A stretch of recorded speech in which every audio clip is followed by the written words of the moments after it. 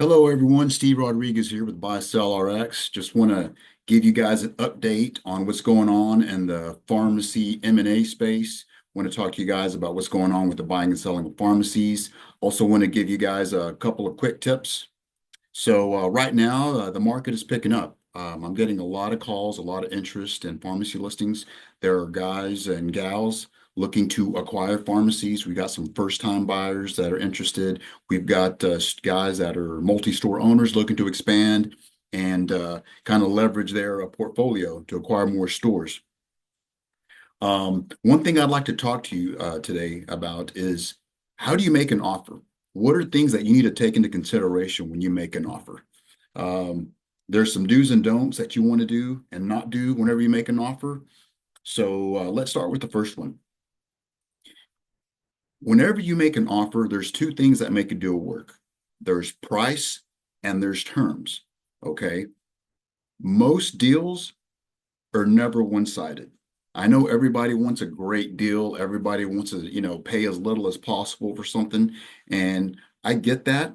But the reality is if you look at any business owner, not just pharmacy owners, but anybody in business, they pay a fair price for anything. Okay. They pay a fair price. Okay. But let's say you're in a negotiation and there's a unique opportunity and you can get something at a really good price. Okay. Let's say you think it's a great price. Okay. Well, if that seller gives you price, that means you're going to have to give them terms. Okay.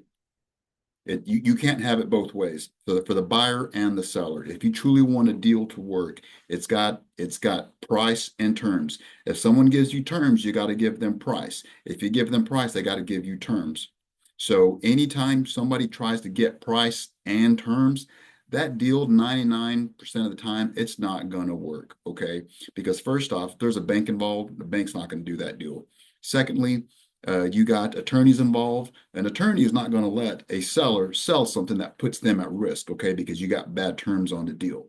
So you always want to keep that in mind, okay, whether you're a buyer or seller, the two key issues, the two key items are price and terms.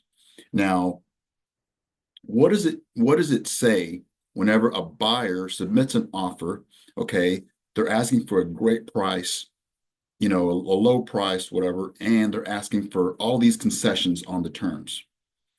If you do that, that says one of two things about you, okay, as a buyer. It says either one, you're not serious about the deal, okay? If you're offering a ridiculous price and ridiculous terms, it either says you're not serious about the deal or you don't have the money for the deal. Because if you had the money, you wouldn't have to ask for all these concessions. You wouldn't have to beat them up on price, okay, beat them all the way down on price, and then you're asking for them to finance it for you, and then you're asking for all of these other additions, and then you're putting all of these super restrictive non-competes in there. Whenever you do all those things, whenever you make a deal so one-sided like that, it kind of shows that you probably don't have the capacity to close the deal. Because if you need all of those things, all those stars to align perfectly, that's a pretty clear indication that deal is probably not for you. So, you probably bit off more than you can chew. I mean, you saw an opportunity and you want to go get this great deal. I get it, man. I'm with you. Everybody wants a great deal, but sometimes you can go after a deal that maybe it's a little too big.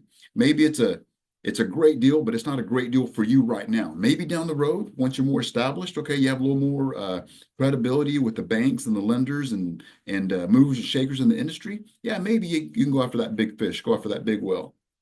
But whenever you're making an offer on a deal, guys, you always want to make sure if you're serious about the deal, you need to make it very clear that you are serious.